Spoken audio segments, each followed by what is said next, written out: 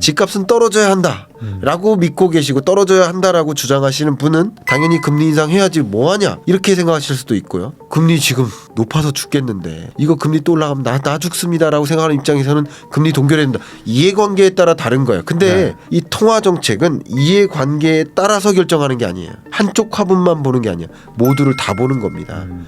지금 이제 한국 얘기를 좀 한번 해보면은 그 추석 연휴 끝나고 나서 그 주식 투자하신 분들이 막 깜짝 놀랐습니다. 그 완전 주식 시장이 막 급락해가지고 2,600 찍던 게 뭐 지금 2,400대까지 막 내려가기도 하고 맞아요. 그리고 뭐 환율도 막 계속 막 급등하고 있는 추세인데 지금 뭐 이렇게 경제 상황이 이렇게 급변하고 있는 어떤 이유가 뭔지 좀 궁금하거든요. 그러니까 추석 연휴 기간에는 우리나라의 주식장은 열리지 않았었죠. 근데 글로벌 주식 특히 미국 주식장이 좋지 못했었습니다. 뭐 그런 배경에는 어쨌든 추석 연휴 기간 동안 불확실성이 더 생긴 거죠. 그래서 주식시장에서 떠나는 현상이 나온 거예요. 돈이 떠나는 거죠. 그렇게 비유하면 될 것 같고요. 근데 그 주식시장이 그렇게 급락하게 된 배경, 그 불확실성 요소들은 미국의 셧다운 가능성이 좀 사라질 줄 알았는데 해결될 줄 알았는데 하원 의장 메카시 하원 의장이 해임되면서 다시 셧다운 우려가 고조될 수 있겠다라는 공포. 그게 한 가지 작용했을 거고요. 그리고 우리 추석 연휴 기간 동안 정말 많은 연준 위원들, FMC 위원들이 여러 가지 각자의 연설 자리에서 표현들을 했는데 다 금리 인상 남았다는 식으로 얘기를 하니까 금리 인상 끝났다고 생각했는데 11월 FOMC 회의 때 금리 인상할 가능성은 뭐 한 20%일 거야. 80%는 반드시 동결일 거야. 이렇게 믿었었단 말이죠. 이게 바뀌는 거죠. 그 기대감, 금리 동결에 대한 기대감. 이 금리가 마지막 금리 인상이었어라는 기대감이 줄어들면서 공포감이죠. 반대로 공포감이 들면서 시장에서 나오는 거죠. 그러면서 주식시장이 좀 급락했고요. 뭐 환율도 역시 마찬가지 공포감의 산식입니다. 그러니까 환율은 공포감의 함수예요. 공포감 정도가 단기적으로는 그 환율을 결정져요. 대표적으로 팬데믹 선언할 때 아니면 러우 전쟁 딱 발생했을 때 그때는 다른 거 여건 상관없이 그 공포감만으로도 강달러를 만들어요. 왜? 공포스러우니까 안전자산 선호하게 되잖아요. 달러 사고 싶단 말이죠. 그렇게 되는 것이고 역시 이번에도 셧다운 우려라든가 이런 공포감이 강달러를 또 만들었다라고 볼 수 있겠죠. 그럼 이 추세가 당분간은 좀 계속 된다고 봐야 될까요? 지금 뭐 환율 계속 올라간다 이런 거 우려하시는 분들이 좀 있거든요. 앞에 말씀드렸던 것처럼 그 셧다운에 대한 공포감이 어떻게 전개되느냐에 따라 가정을 좀 달리할 수 있을 것 같아요. 특히 11, 12월까지를 한정해 놓고 봤을 때 셧다운이 실제 이루어질 수 있다라는 공포감이 다시 재발하면 11월 중순쯤에 그렇게 되면 분명히 다시 국채 금리가 치솟을 겁니다. 반드시. 그리고 환율도 다시 급등할 겁니다. 그리고 11월 중순을 넘어서 말 그대로 셧다운이 진짜 진행된다. 그러면 또 한 번의 공포감이 셧다운 정말 왜냐하면 셧다운 안 될 거라고 생각했던 사람도 됐으니까 더 공포인 거예요. 항상 생각했던 거 기대했던 것과 다를 때 공포감이거든요. 그러니까 쇼크가 일어나는 거죠. 그때 또 한 번 급등할 수는 있습니다. 근데 셧다운 우려가 상쇄된다. 11월 중순 내에 셧다운 없어요. 뭐 그리고 예산안 통과됐어요. 만약에 이렇게 전개된다면 다시 이런 국채 금리가 그 지점까지 치솟거나 그럴 일은 없을 거라고 저는 생각합니다. 지금 국채 얘기해 주셔가지고 여쭤보는 건데 미국 국채도 이제 많이 올랐지만 지금 한국 국채도 지금 같이 급등하고 있거든요. 그러면 뭐 한국 얘기로만 한정해서 봐도 뭔가 위기 상황이나 뭐 이런 거는 아닌가요? 미국 10년물 국채 금리가 올라가면 다른 나라들의 10년물 국채금리뿐만 아니라 전반적인 시중금리가 올라갈 개연성이 있어요. 그런 것들이 또 상대적으로 작용했다라고 볼 수 있을 것 같습니다. 그러면 지금 그 뭐 인터넷이나 이런 데서 말씀하시는 분들 뭐 댓글이나 이런 것들 보면은 뭐 미국 금리 저렇게 올라가고 그다음에 이제 뭐 한국 국채도 막 따라 올라가고 환율도 올라가는 거 보면은 지금 한국은행에서 금리 안 올리면 큰일 난다. 지금 이렇게 가다가는 환율 뭐 더 올라가고 지금 나라 힘들어진다. 뭐 이런 얘기들을 하시는 분들이 많은데 한국은행의 어떤 금리 인상 스탠스가 좀 앞으로 좀 나올 가능성은 좀 더 높아진다고 봐야 될까요? 금리 인상 스탠스는 한국은행의 금리 인상 스탠스는 이런 상황이 더 연출되고 또 반복되고 지속될수록 금리 인상이 필요하다라는 그 논리는 더 커질 거라고 봅니다. 네. 그건 사실이죠. 그렇죠. 근데 그렇다고 해서 금리 인상의 이유가 금리 동결의 이유보다 많은지는 판단해 봐야 돼요. 그러니까 역시 한국은행 총재나 또 우리 한국은행 금통위 위원들이 판단할 때 인상은 그래도 한 30% 그리고 70%는 금리 동결에 무게를 두고 있다라고 가정하면 네. 그런 일들이 있으면 있을수록 30에서 40%로 가깝게 올라갈 수는 있겠죠. 근데 정말 이 과반이 될 것이냐는 다른 문제예요. 금리는 물조리개가 아니에요. 금리는 비예요. 그래서 여기 화분이 만약에 이렇게 두 개가 네. 있다. 화분이 있으면 자 이쪽 화분은 물을 더 줘야 돼요. 네. 이쪽 화분은 물을 더 주면 안 돼요. 이제 죽어요. 네. 물이 많아서 죽어요. 네. 여기는 물이 없어서 죽을 지경이에요. 그러면 물조리개로는 물을 준다라고 했을 때 어디에 물을 주면 돼요? 물 부족한데 좀 부족한 데만 주면 돼요. 근데 비를 준다라고 한다. 비를 줄 건지 말 건지만 결정해야 된다. 그렇다면 비를 줄 거야 안 줄 거야? 그건 따져봐야죠. 따져봐야 네. 돼요. 그러니까 물이 더 많이 필요한 화분과 물이 더 넘치면 안 된다고 생각하는 화분을 비교하면서 뭐가 더 위태위태한가를 따져봐야 될 거 아닙니까? 물을 더 주면 내일 죽어. 물을 더 주어도 여기는 내일까지는 안 죽어. 그러면 물을 더 이렇게 판단하는 거예요. 네. 이해가시죠? 좀 더 심각한 데가 어디냐. 그렇죠. 그러니까 여러분들이 뭐 죄송합니다. 댓글 달거나 하시는 분들은 상대적으로 둘 다를 보는 게 아니에요. 쉽게 말해 둘 다를 본다는 것은 경제를 보는 거예요. 근데 상대적으로 금리 인상이 필요합니다라고 보시는 분들은 이쪽 화분만 보는 거예요. 어떻게 보면. 금리 인상이 필요 없습니다. 동결해야 됩니다. 그러면 이쪽 화분을 또 중점적으로 보는 거예요. 네. 또 이게 또 이해관계적으로 보시는 분도 계세요. 집값은 떨어져야 한다라고 믿고 계시고 떨어져야 한다라고 주장하시는 분은 당연히 금리 인상해야지 뭐하냐 이렇게 생각하실 수도 있고요. 금리 지금 높아서 죽겠는데 이거 금리 또 올라가면 나 죽습니다라고 생각하는 입장에서는 금리 동결해야 된다. 이해관계에 따라 다른 거예요. 근데 네. 이 통화정책은 이해관계에 따라서 결정하는 게 아니에요. 한쪽 화분만 보는 게 아니에요. 모두를 다 보는 겁니다.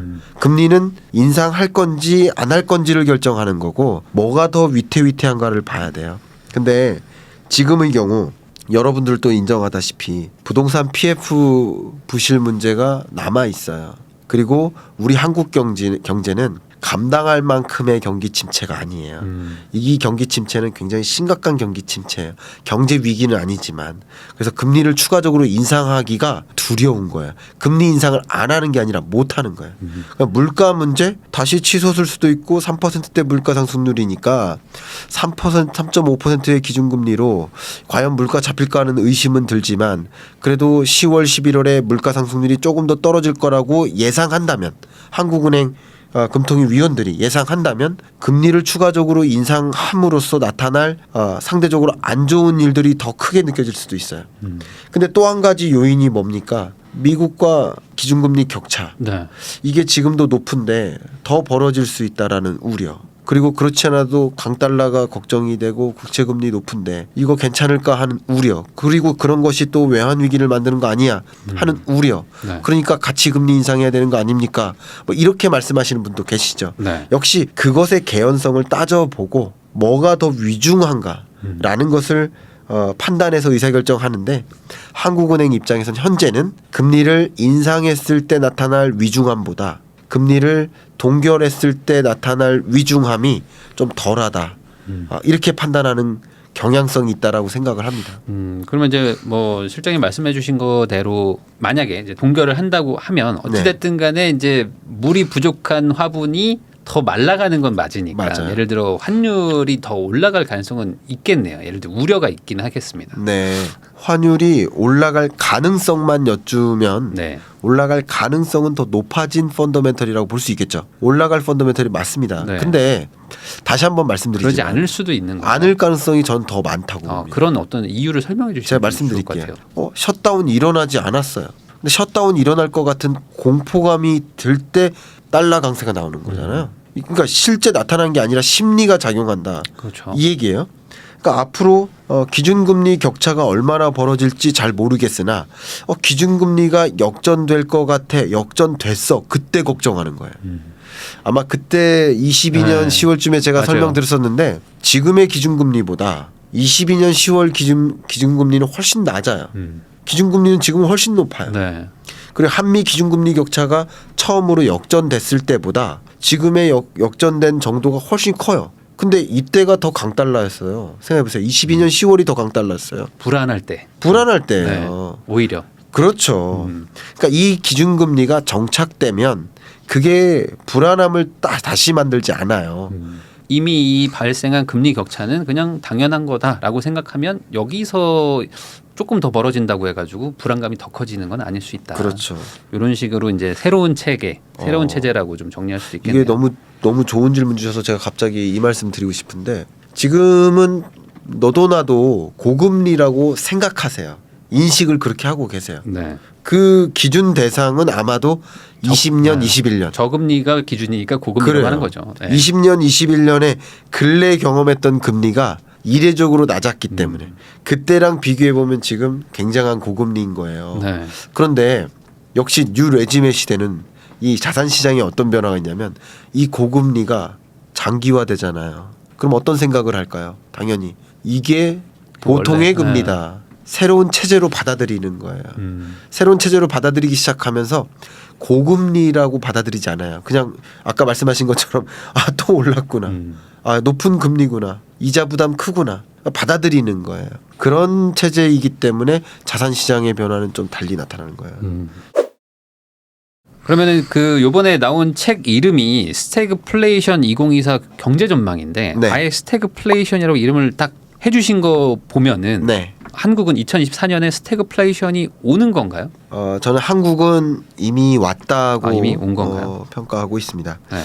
그래프를 한번 보여드리면서 설명드리면 더 이해가 쉬우실 것 같습니다. 밑으로 네. 한번 내려봐 주시면 스태그플레이션의 정의가 고물가 속 경기 침체거든요. 쉽게 말하면. 네. 그러니까 보통 저성장할 때는 저물가예요. 그리고 고성장할 때는 고물가예요. 네. 실제 신흥국들은 고물가, 고성장, 고금리고요. 네. 그리고 소위 선진국들은 저성장, 저물가, 저금리예요. 보통 그래요. 네. 근데 스태그플레이션은 저성장인데 고물가인 거예요. 어찌 보면 최악이죠. 네. 네. 보시는 것처럼 23년 성장률을 제가 작년부터 전망했었을 때 네. 그때 제가 1년 전에 이 자리에서 제시해드렸을 때는 23년 상하반기에서 끝났겠죠. 그래프가.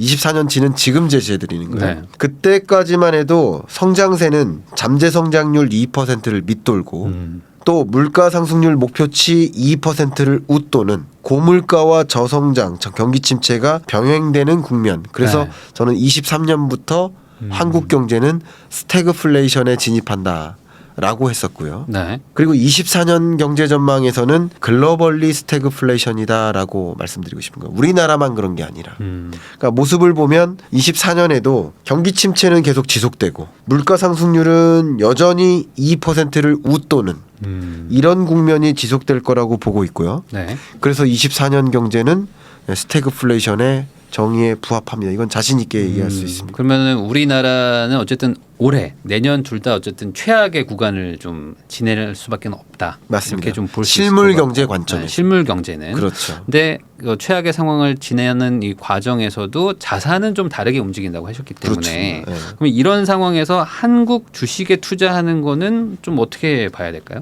참 재밌는 현상 하나 말씀드릴까요? 인플레이션이라는 것은 실물 경제에 부정적인 영향을 주지만 자산 시장은 우리 가격을 전망하는 거라겠잖아요. 네. 그러면 인플레이션이 멈추지 않는다. 기본적으로 모든 물건의 가격이 여전히 오른다. 오르는 국면에서 자산 가치가 오르지 않으면 조금 강하게 떨어지는 거예요. 그게. 제가 무슨 말씀이냐. 네. 부동산 시장에서 가끔 이제 계속 하락한다라고 주장하시는 분들 다 존중하고 존경합니다만 그렇게 말씀하시면서 하나의 논리 중에 하나가 23년에 아직 집값 충분히 조정되지 않았다.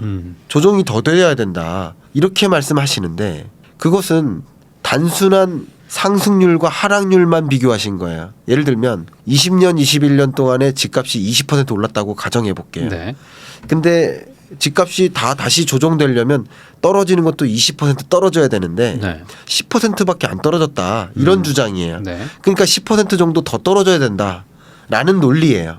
근데 이렇게 산술적으로 볼 수 없는 게 22년, 23년 물가 상승률이 41년 만에 최고치인 만큼 네. 모든 물건의 가격이 이만큼 오르는 동안 부동산 가격이 10% 떨어졌다는 것은 네. 상당히 많이 떨어진 거라고 볼 수 있어요. 이해가세요? 단순히 절대 가격으로만 볼 수는 없다. 그렇죠. 이건 정말 많이 조정된 거라고 볼 수 있어요. 네. 왜 그러냐면 이게 1,000원에서 2,000원으로 오르잖아요. 네. 2,000원으로 오르 동안 작년에는 1,000원짜리만 난 1,000원밖에 없는 사람이에요. 네. 작년에는 이걸 살 수 있었어요. 근데 2,000원은 올랐어요. 올해는 내가 1,000원밖에 없으니까 못 사요. 내가 갖고 있는 돈의 가치가 떨어진 거예요. 그러니까 이렇게 돈의 가치가 떨어지는 와중에서도 집값이 또 명목 가격이 떨어졌다는 얘기는 네. 실질 가격으로 따지면 어마어마하게 떨어진 거예요. 그렇죠. 그렇죠? 네. 맞습니까? 네. 그렇게 마셔야 돼요. 근데 반대로 이제 인플레이션이 유지되면서 집값이 오르고 있는 현상이 있는데 사실은 이게 그렇게 많이 오르는 게 아니라는 거죠. 또 역시 물가 상승률보다도 못 오르고 있다는 것은 네. 많이 오르는 게 아니야. 사실상은 아직도 떨어지고 있다에 비유해도 맞아요. 반등한 거 맞습니다만 그만큼 돈의 형태로 돈을 들고 있는 게 안 좋은 국면이라는 걸 말씀드릴게요. 인플레이션의 시대에서. 그렇죠. 네. 특히 스태그플레이션일 때는 돈의 형태로 돈을 쥐고 있는 것은 안 좋을 수 있다. 그러니까 물건을 미리 물건을 바꿔놓다는 거. 물건값이 오르니까. 네. 이상적으로 말씀드리는 거예요. 네. 호박을 1년 전에 살 수는 없잖아요. 사과를 1년 전에 살 수 없잖아요. 그러니까 1년 전에 샀으면 좋았던 거죠. 결과적으로. 그러니까 아주 단순히 얘기하면은 제육볶음 가격이 올라가니까 네. 제육볶음으로 바꿀 수 있는 티켓을 1년 전에 막 사놓으면 네. 싸게 먹을 수 있는 거잖아요. 그렇죠. 네, 그런 네. 거죠. 그런 거예요. 네. 근데 산술적으로 그렇게 가기가 어려우니까. 근데 자산은 그럴 수 있는 거잖아요. 그러니까 자산 시장의 경우에는 다른 겁니다. 근데 지금은 주식 시장을 물어보셨잖아요. 네. 주식 시장 같은 경우는 앞서 말씀드렸듯이 이제 물가가 확실히 떨어지는구나. 물가 상승률이 떨어지는구나. 네. 물가는 안 떨어집니다. 물가는 영영 안 떨어질 겁니다. 24년에도 25년에도. 그렇죠. 절대 가격은 올라가는 거죠. 네, 물가는 가혹할 겁니다. 계속. 그러나 물가 상승률은 2%에 가깝게 떨어질 거라고 가정하시면 그러면 이제 물가 상승률은 이제 어느 정도 안정화되니 금리 인하가 곧 있겠네라고 기대감이 무성해지는 지점, 기대감이 집중되는 지점, 그런 지점은 금리 인하 시점으로부터 약 6개월 전이라고 보시면 좋아요. 그래서 지금으로서는 상정하기를 금리 인하가 있다면 아까 보여드렸었던 물가 상승률의 흐름을 전제로 했을 때 그게 바뀔 수도 있어요. 네. 바뀔 수도 있지만 그게 맞다라고 전제했을 때는 대략 내년 연말. 그렇죠. 그럼 내년 연말에 기준금리 인하가 있다라고 한다면 그렇다면 또 역시 24년 2분기 정도면 기준금리 인하에 대한 기대감이 집중돼요. 막 기사 나오고 막 뭐 사람들이 막 기대감이 막 인하될 거야 네. 막 그러는 거. 그리고 많은 뭐 투자은행들, 글로벌 투자 IB뱅크들이 계속 뭐 금리 인하 곧 있습니다. 뭐 네. 이런 식으로 얘기할 거예요. 그런 지점에는 다시 시장으로 돈이 유입될 수 있어요. 그때 주식 시장의 열기는 조금 괜찮을 수 있습니다.